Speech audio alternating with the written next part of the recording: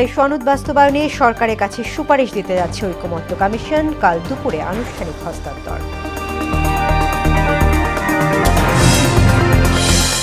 জাতীয় নির্বাচনে ভোট কেন্দ্রের চূড়ান্ত তালিকা প্রকাশ করল ইসি। এনসিপির শাপলা ইস্যুতে ফের অপারগতা। ফ্যাসিবাদের উত্থান রোধে জাতীয় ঐক্যের বিকল্প নেই বলছে বিএনপি। জনমতে অবিশ্বাসীরাই গণভোটের বিপক্ষে, অভিযোগ জামায়াতের। এবং থামছেই না ডেঙ্গুর প্রকোপ, 24 ঘন্টায় আরও 6 জনের প্রাণহানি। মৃতের সংখ্যা বেড়ে দাঁড়ালো 269 জনে।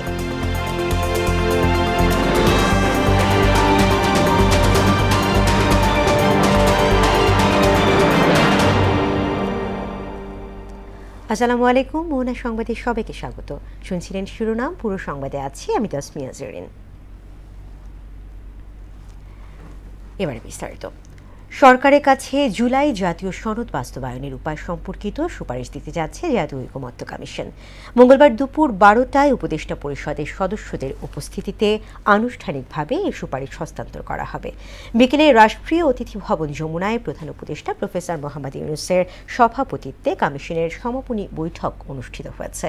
এতে উপস্থিত ছিলেন ঐকমত্য কমিশনের সহ সভাপতি প্রফেসর আলী রিয়াজ, কমিশন সদস্য বিচারপতি Mohammad Imdadul Haque, doctor Iftekharuzzaman, doctor Badiul Alam Majumdar, doctor Mohammad Ayub Mia এবং প্রধান উপদেষ্টার বিশেষ সহকারী মনির। ত্রয়োদশ জাতীয় নির্বাচন ঘিরে ভোট কেন্দ্রের চূড়ান্ত তালিকা প্রকাশ করেছে নির্বাচন কমিশন। ইসি সিনিয়র সচিব জানান, এবার ভোট কেন্দ্রের সংখ্যা বাড়লেও কমছে ভোট কক্ষ। দুপুরে নির্বাচন ভবন ব্রিফিংয়ে এসব কথা জানান আখতার আহমেদ। শাপলা প্রতীক নিয়ে এনসিপির বিষয়ে কমিশন আগের সিদ্ধান্তে আছে বলেও জানান তিনি। এম আর আসাদের রিপোর্ট। ভোট কেন্দ্রের চূড়ান্ত একটা তালিকা আমরা ঠিক করেছি। আগামী জাতীয় সংসদ নির্বাচনের জন্য ৪২,৭৬১টি ভোট কেন্দ্র চূড়ান্ত করা হয়েছে। সংখ্যাটি আগের বারের চেয়ে ৬৬১টি বেশি। তবে ভোট কেন্দ্র কমছে ১৬,০০০-এর মতো। সোমবার নির্বাচন ভবনে এ বিষয়ে ব্রিফ করেন ইসির সিনিয়র সচিব আখতার আহমেদ। ৬৪টা জেলার ৩০০ কনস্টিটিউয়েন্সির ভোট কেন্দ্রের সংখ্যা ৪২,৭৬১, ২,৪৪,৬৪৯। এই হচ্ছে আমাদের চূড়ান্ত ভোট কেন্দ্রের সংখ্যা। নতুন রাজনৈতিক দলের নিবন্ধন বিষয়ে এ সপ্তাহে গণবিজ্ঞপ্তি আসছে বলেও উল্লেখ করেন তিনি। রাজনৈতিক দলগুলোকে প্রাথমিকভাবে চিহ্নিত করে মনে করি যে এরা নিবন্ধন পাওয়ার যোগ্য, তাদের বিজ্ঞপ্তি দিতে হবে। সেই বিজ্ঞপ্তির সময় তাদেরকে প্রতীক চিহ্নিত করেই বিজ্ঞপ্তি দেওয়া হবে। জাতীয় নাগরিক পার্টির দাবি করা শাপলা প্রতীক বিষয়ে কমিশন আগের সিদ্ধান্তে আছেন বলেও জানান আখতার আহমেদ। আমার কাছে বিকল্প কোনো প্রস্তাব দেওয়ার বা কথা বলার কোনো তথ্য আমার কাছে নেই। কাজে নির্বাচন কমিশন যেটা বলেছে যে তারা স্ববিবেচনায় নিজস্ব একটা প্রতীক বরাদ্দ করে দেবে, সেটাই হচ্ছে এখনকার পর্যন্ত অবস্থান। এটা নির্বাচন কমিশন মনে করেছে এটা রাখার দরকার নাই সেটা, এবং তফসিল সে করেনি। এটার ব্যাপারে যদি আইনি ব্যাখ্যাটা, তাহলে তো আইনজ্ঞকে জিজ্ঞেস করতে হবে, আখতার আহমেদকে নয়। জোটের দলীয় প্রতীক বিষয়ে বিএনপির চিঠি নিয়ে কমিশন সিদ্ধান্ত নেবেন বলেও উল্লেখ করেন ইসি সিনিয়র সচিব। এখন ওনারা নিশ্চয়ই আইন মন্ত্রণালয়েও যোগাযোগ করেছেন বা করবেন, এবং সেই অনুযায়ী যেটা সবার জন্য গ্রহণযোগ্য হবে সেটাই আর কি হবে। এম আর আসাদ, মোহনা সংবাদ, ঢাকা। ফ্যাসিবাদ বিরোধী দলগুলোকে নিয়ে বিএনপি বৃহৎ জোট করতে চায় বলে জানালেন দলের স্থায়ী কমিটির সদস্য সালাউদ্দিন আহমেদ। তিনি বলেন, বিভেদ নয় বরং জাতীয় ঐক্য অটুট রাখতে চায় তার দল। সকালে যুবদলের ৪৭তম প্রতিষ্ঠা বার্ষিকী উপলক্ষে জিয়াউর রহমানের সমাধিতে শ্রদ্ধা নিবেদন শেষে একথা বলেন তিনি। আগামী নির্বাচনে ধানের শীষকে জয়ী করতে ঐক্যবদ্ধ হয়ে কাজ করার প্রত্যয় জানান যুবদল নেতারা। তানজিদ ভুঁইয়ার প্রতিবেদন। সংগঠনের ৪৭তম প্রতিষ্ঠাবার্ষিকী উপলক্ষে সাবেক রাষ্ট্রপতি জিয়াউর রহমানের সমাধিতে শ্রদ্ধা জানায় জাতীয়তাবাদী যুবদল। এ সময় উপস্থিত ছিলেন ঢাকা মহানগর, উত্তর, দক্ষিণ সহ রাজধানীর বিভিন্ন ইউনিটের যুবদল নেতাকর্মীরা। জনসমুদ্রে পরিণত হওয়া শহীদ জিয়ার সমাধিস্থল স্লোগানে স্লোগানে মুখর হয়ে ওঠে। শ্রদ্ধা নিবেদন শেষে সুন্দর বাংলাদেশ গড়তে জনকল্যাণমূলক কাজ করে যাওয়ার অঙ্গীকার করেন যুবদল নেতারা। তরুণ প্রজন্মের আশা এবং অধিকারের আন্দোলনকারী মেন নেতৃত্ব দিয়েছে যুবদল। এবং গত 16 বছর সবসময় যুবদল মুখ্য ভূমিকা পালন করেছে। যুবদল সবসময় আন্দোলনের প্রথম সারিতে ছিলেন। যারা দেশ নিয়ে ষড়যন্ত্র করবে সবাইকে বিএনপির ভারপ্রাপ্ত চেয়ারম্যান তারেক রহমানের নেতৃত্বে ষড়যন্ত্র রুখে দিয়ে আগামী দিনে বাংলাদেশের মানুষের ভোটের অধিকার প্রতিষ্ঠা করব। সংগঠনটির সাবেক নেতারা বলেন, দেশ গড়তে তরুণ সমাজের ভূমিকা জরুরি। বর্তমান যে যুবদল আছেন তার নেতৃত্বে সারা বাংলাদেশে যুবদল আরো সুসংগঠিত হবে। বাংলাদেশে প্রথম শহীদ জিয়া বীরুত্তম যুব মন্ত্রণালয় চালু করেছিলেন। যুবদলটা হচ্ছে মূল বিএনপির সৌন্দর্য বিকাশের জন্য যেখানে যেখানে যখন প্রয়োজন সেই নেতৃত্বটা সবচেয়ে বেশি পরিপূর্ণ হয়েছে যুবদলের মধ্যে দিয়ে। এ সময় তারুণ্য নির্ভর বাংলাদেশ গড়ার অঙ্গীকার করেন বিএনপির স্থায়ী কমিটির সদস্য সালাউদ্দিন আহমদ। বলেন, যুব সমাজের রাজনৈতিক ভাবনা নিয়েই সামনের পথ চলতে হবে। ইনশাআল্লাহ এই দেশ একটি তারুণ্য নির্ভর বাংলাদেশ হবে, যুবকদের কর্মসংস্থান নির্ভর বাংলাদেশ হবে, যুবকদের এবং তারুণ্যের চিন্তা চেতনা নির্ভর, প্রযুক্তি নির্ভর, মেধা নির্ভর বাংলাদেশ বিনির্মাণ হবে। যেই স্বপ্ন আমাদের শহীদরা দেখেছিলেন, এই স্বপ্ন জুলাই গণঅভ্যুত্থানের শহীদরা দেখেছিলেন। ফ্যাসিবাদ বিরোধী রাজনৈতিক দলগুলোকে নিয়ে বৃহৎ জোট গড়ার পরিকল্পনাও জানান তিনি। যাতে আমাদের দলের ভিতরে ঐক্য থাকে, জাতির মধ্যে ঐক্য থাকে, যাদের সাথে আমরা যুগপৎ আন্দোলন করেছি এবং অন্যান্য একটা বৃহৎ জোটের জন্য আমরা চিন্তা করছি, সবাইকে নিয়ে ঐক্যবদ্ধভাবে যাতে আমরা আগামীতে এই নির্বাচনে বৈতরণী পার হতে পারি। আগামী নির্বাচনে দলীয় ঐক্য ধরে রাখতে নেতাকর্মীদের প্রতি আহ্বান জানান সালাউদ্দিন আহমেদ। ঐক্য বজায় রাখার জন্য কেউ যাতে বিভেদের পথে না যায়। তানজিদ ভুইয়া, মোহনা সংবাদ, ঢাকা। জনগণের ভোটে অবিশ্বাসীরাই গণভোটকে ভয় পায় বলে মন্তব্য করেছেন জামায়াতে ইসলামের নায়েবে আমির অধ্যাপক মুজিবুর রহমান। সংবিধানের দোহাই দিয়ে মহলটি গণভোট আয়োজনে সরকারকে ভুল পথ দেখাচ্ছে বলে অভিযোগ করেন তিনি। এ সময় কেউ পুনরায় ফ্যাসিস্ট হবার চেষ্টা করলে জনগণ লাল কার্ড দেখাবে বলে মন্তব্য করেন দলের সহকারী সেক্রেটারি জেনারেল রফিকুল ইসলাম খান। দুপুরে দলটি ঢাকা মহানগর দক্ষিণ কার্যালয়ে আয়োজিত এক সভায় এসব কথা বলেন তারা। আরও জানাচ্ছেন ওবায়দুল হক মারুফ। ইসলামের সম্মানিত রক্তাক্ত 28 অক্টোবর উপলক্ষে 7 দিনব্যাপী কর্মসূচির প্রথম দিনে আওয়ামী লীগের লগি বৈঠার তাণ্ডবে শহীদদের পরিবারের সাথে মতবিনিময় সভার আয়োজন করে ঢাকা মহানগরী দক্ষিণ জামায়াত। সংগঠিত হয়েছিল মূলত 2001 থেকে 6 সাল পর্যন্ত। রাজপথে আওয়ামী লীগের লগি বৈঠার বর্বরোচিত হত্যাকাণ্ডের ঘটনার বর্ণনা দিয়ে খুনিদের বিচার দাবি করেন শহীদ পরিবার ও জামায়াত নেতারা। শেখ হাসিনার বিচার না করে আল্লাহ আমাকে বিচার না দেখিয়ে দুনিয়া থেকে বিদায় দিও না আল্লাহ। আমি শেখ হাসিনার বিচার দেখতে চাই। লগি বৈঠার হত্যাকারী গণহত্যাকারী শেখ হাসিনার বিচার এবং তার সহযোগীদের বিচার, খুনিদের বিচার নিশ্চিত করতে হবে। পল্টন হত্যাকাণ্ডে দায়ের করা মামলা পুনরায় সক্রিয় করার দাবি জানিয়ে দলের সহকারী সেক্রেটারি জেনারেল রফিকুল ইসলাম খান বলেন, কেউ পুনরায় ফ্যাসিস্ট হবার চেষ্টা করলে দেশবাসী তাদের লাল কার্ড দেখাবে। চার্জশিট দেওয়া হয়েছিল, ওই চার্জশিটের ভিত্তিতেই বিচার কাজ সম্পন্ন করতে হবে। ইতিহাস থেকে সবাইকে শিক্ষা নিতে হবে, আমাদেরকেও নিতে হবে, সবাইকে নিতে হবে শিক্ষা। কোন স্বৈরাচারী, জুলুমবাজ, ফেসিবাদ, চাঁদাবাজ, দুর্নীতিবাজের জায়গা বাংলাদেশের রাজনীতিতে আগামী দিনে হবে না ইনশাআল্লাহ। পিআর পদ্ধতি জুলাই সনদে অন্তর্ভুক্ত করার দাবি জানিয়ে দলের নায়েবে আমির অধ্যাপক মুজিবুর রহমান বলেন, এ পদ্ধতি চালু হলে নির্বাচন কেন্দ্রিক সন্ত্রাসের সংস্কৃতির সমাপ্তি ঘটবে। জনগণের মতামত নিয়ে গণভোটের ব্যবস্থা করতে হবে।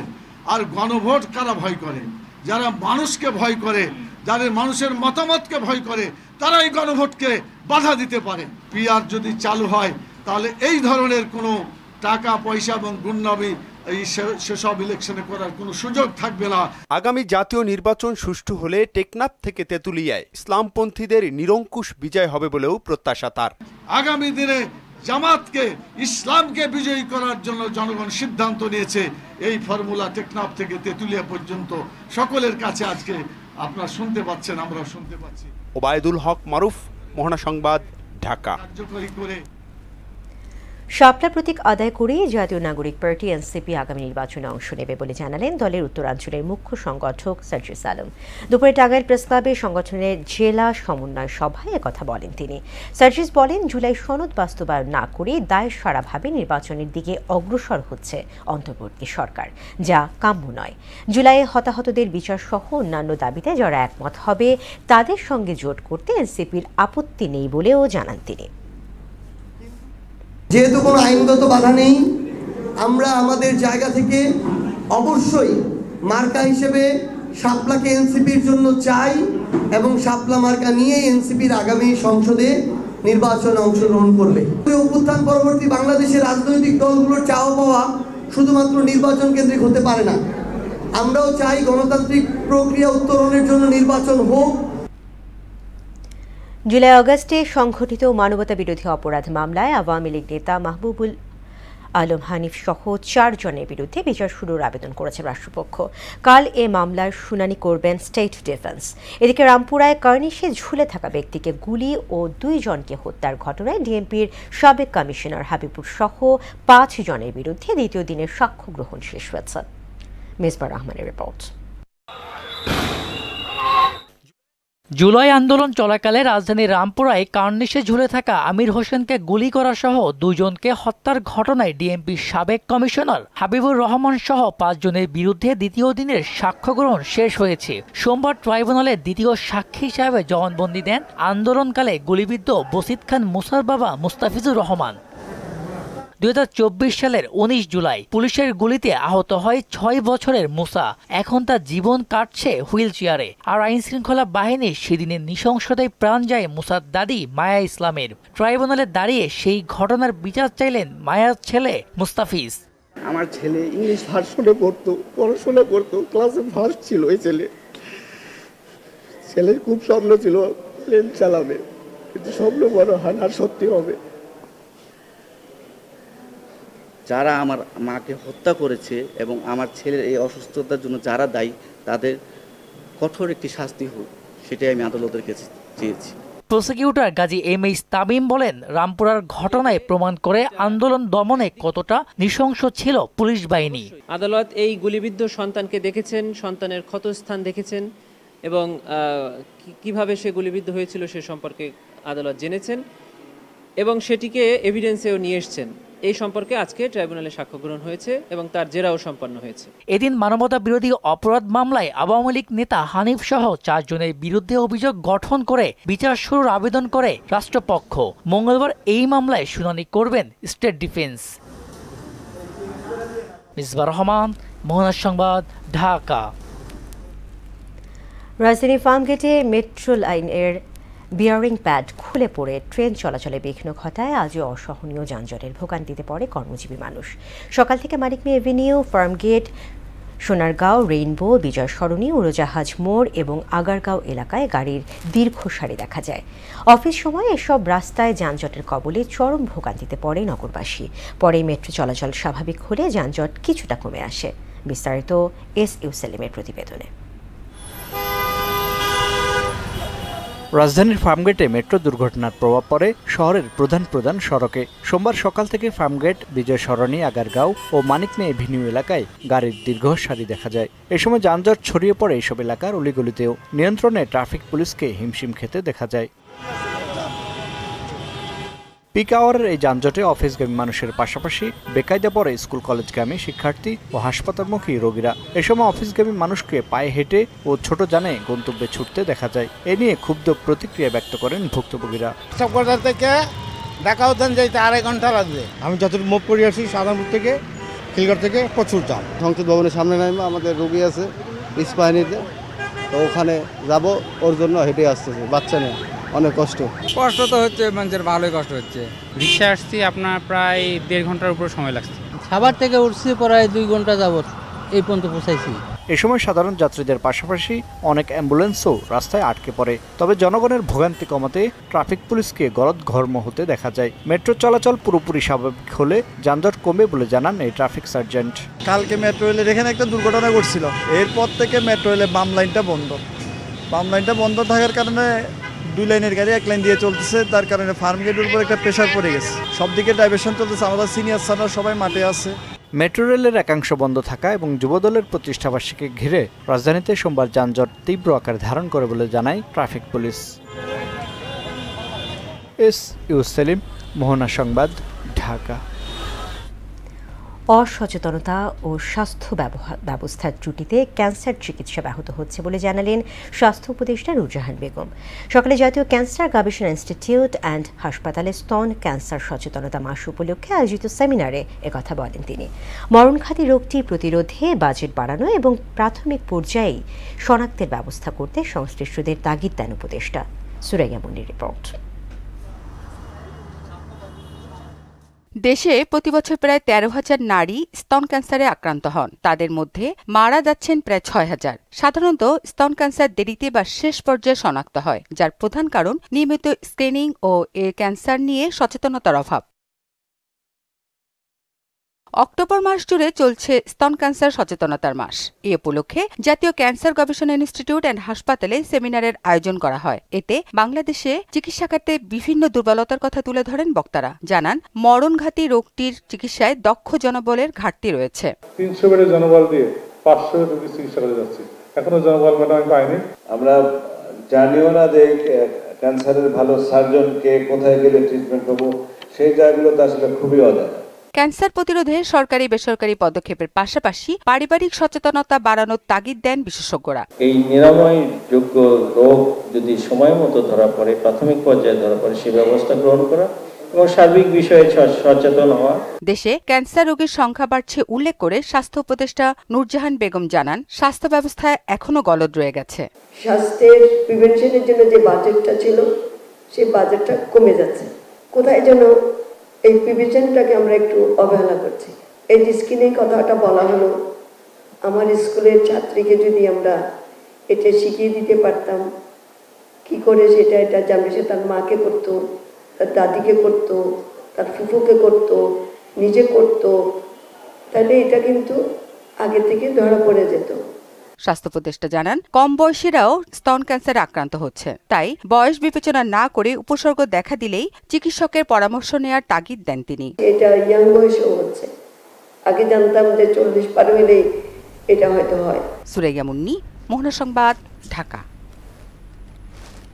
ডেঙ্গু আক্রান্ত হয়ে গত 24 ঘন্টায় আরও 6 জনের মৃত্যু হয়েছে। এতে চলতি বছরে মৃতের সংখ্যা বেড়ে দাঁড়িয়েছে 269 জনে। এছাড়া গত একদিনে নতুন করে 983 জন ডেঙ্গু নিয়ে হাসপাতালে ভর্তি হয়েছে। বিকেলে স্বাস্থ্য অধিদপ্তরের ডেঙ্গু বিষয়ক নিয়মিত প্রতিবেদনে এ তথ্য জানানো হয়েছে। মৃতদের মধ্যে 4 জনই ঢাকা উত্তর সিটি কর্পোরেশনের। এছাড়া ঢাকা দক্ষিণ সিটি কর্পোরেশন ও বরিশাল বিভাগে 1 জন করে মারা গেছেন। উত্তর সিটি কর্পোরেশন এলাকা থেকে সর্বোচ্চ 227 জন ডেঙ্গু রোগী হাসপাতালে ভর্তি হয়েছে। সাভারের সিটি ইউনিভার্সিটি ও ড্যাফোডিল ইন্টারন্যাশনাল ইউনিভার্সিটির শিক্ষার্থীদের সংঘর্ষের ঘটনায় সিটি ইউনিভার্সিটি 4 দিনের জন্য বন্ধ ঘোষণা করা হয়েছে। দুপুরে সিটি ইউনিভার্সিটির উপাচার্য লুৎফর রহমান এ তথ্য জানান। এদিকে সংঘর্ষে জড়িত ড্যাফোডিল ইন্টারন্যাশনাল ইউনিভার্সিটির 11 জন আটক শিক্ষার্থীকে আহত অবস্থায় ড্যাফোডিল ইউনিভার্সিটি কর্তৃপক্ষের কাছে হস্তান্তর করেছে সিটি ইউনিভার্সিটি কর্তৃপক্ষ। এ ঘটনায় বিরুলিয়া সড়ক অবরোধের পর বেলা 3টায় সড়কে যান চলাচল স্বাভাবিক হয়। পরিচ্ছন্ন, সুস্থ ও সুন্দর দেশ গড়ার লক্ষ্যে শিক্ষা প্রতিষ্ঠানের সচেতনতা বৃদ্ধিতে হাইজিন ক্যাম্পেইন কর্মসূচির উদ্বোধন করেছেন গাইবান্ধা জেলা প্রশাসক চৌধুরী মোয়াজ্জেম আহমদ। সম্প্রতি GUK residential model school and কলেজে এ ক্যাম্পেইনের উদ্বোধন করা হয়। এতে বিশেষ অতিথি ছিলেন জেলা প্রাথমিক শিক্ষা অফিসার লক্ষণ কুমার দাস ও সভাপতি ছিলেন গণ উন্নয়ন কেন্দ্রের নির্বাহী প্রধান এম আব্দুস সালাম। অনুষ্ঠানে শুভেচ্ছা বক্তব্য দেন প্রতিষ্ঠানের অধ্যক্ষ Zahurul Kaiyum, racket Bangladesh head of partnership Salauddin Ahmed, manager external affairs Rakib Uddin. অনুষ্ঠান শেষে শিক্ষক প্রশিক্ষণ এবং শিক্ষার্থী সহায়ক কারিকুলাম বইয়ের মোড়ক উন্মোচন করা হয়। আন্তর্জাতিক প্রসঙ্গ। গাজায় ইসরায়েলি সেনাবাহিনীর ফেলে যাওয়া বোমায় বিস্ফোরিত হয়ে কমপক্ষে 53 জন নিহত হয়েছে, আহত হয়েছে শতাধিক। এদিকে গত শনিবার গাজায় চালানো ইসরায়েলি হামলায় যুদ্ধবিরতি লঙ্ঘন হয়নি বলে মন্তব্য করেছেন মার্কিন পররাষ্ট্রমন্ত্রী মার্কো রুবিও। অন্যদিকে তুরস্কের ইস্তাম্বুলে গাজা ট্রাইব্যুনালের চূড়ান্ত রায়ে বলা হয়েছে ইসরায়েল গাজা ভূখণ্ডে ফিলিস্তিনিদের ওপর গণহত্যা চালাচ্ছে। আন্তর্জাতিক সম্প্রদায়কে অবিলম্বে তা বন্ধে কার্যকর পদক্ষেপ নেওয়ার আহ্বানও জানান ট্রাইব্যুনাল। কাজী শাহরিনের ডেস্ক রিপোর্ট। গাজায় যুদ্ধবিরতি ঘোষণা হবার পর থেকেই নিজ নিজ এলাকায় ফিরছেন হাজারো বাস্তুচ্যুত ফিলিস্তিনি। জাতিসংঘের তথ্য মতে প্রায় 5 লাখ ফিলিস্তিনি উত্তর গাজায় ফিরেছেন। তবে ফিরে এসে দেখেন তাদের আবাসস্থলের জায়গায় শুধুই রয়েছে ধ্বংসস্তূপ, কিন্তু তা যেন আরেক মৃত্যু ফাঁদ। ধ্বংসস্তূপের নিচে লুকিয়ে আছে হাজার হাজার টন অবিস্ফোরিত বোমা। ফলে বাড়িতে ফিরে আসা ফিলিস্তিনিরা অবিস্ফোরিত বোমার ঝুঁকির সম্মুখীন হচ্ছে। সংবাদ মাধ্যম আল জাজিরা বলছে, যুদ্ধবিরতির পর থেকে এ পর্যন্ত এসব বোমা বিস্ফোরিত হয়ে প্রাণ গেছে 53 জনের, আহত হয়েছে শতাধিক। এতে 2 বছরে গাজায় প্রাণহানির সংখ্যা ছাড়িয়েছে 68,500। এদিকে গেল শনিবার গাজায় চালানো ইসরায়েলি হামলায় যুদ্ধবিরতি লঙ্ঘন হয়নি বলে মন্তব্য করেছেন মার্কিন পররাষ্ট্রমন্ত্রী মার্কো রুবিও।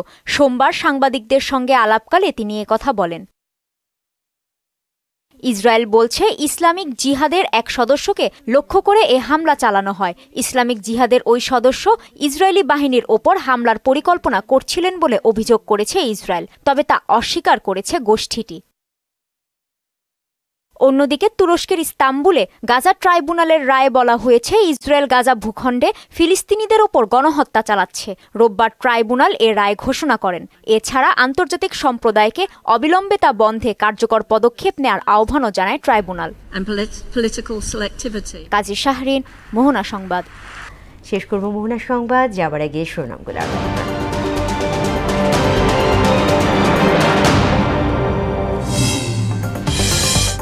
জুলাই সনদ বাস্তবায়নে সরকারের কাছে সুপারিশ দিতে যাচ্ছে ঐকমত্য কমিশন। কাল দুপুরে আনুষ্ঠানিক হস্তান্তর। জাতীয় নির্বাচনে ভোট কেন্দ্রের চূড়ান্ত তালিকা প্রকাশ করল এসএ। এনসিপির শাপলা ইস্যুতে ফের অপারগতা।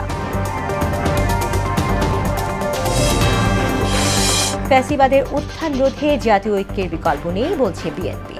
জনমতে অবিশ্বাসীরাই গণভোটের বিপক্ষে, অভিযোগ জামায়াতের। এবং থামছেই না ডেঙ্গুর প্রকোপ, 24 ঘন্টায় আরও 6 জনের প্রাণহানি। মৃতের সংখ্যা বেড়ে দাঁড়ালো 269 জন।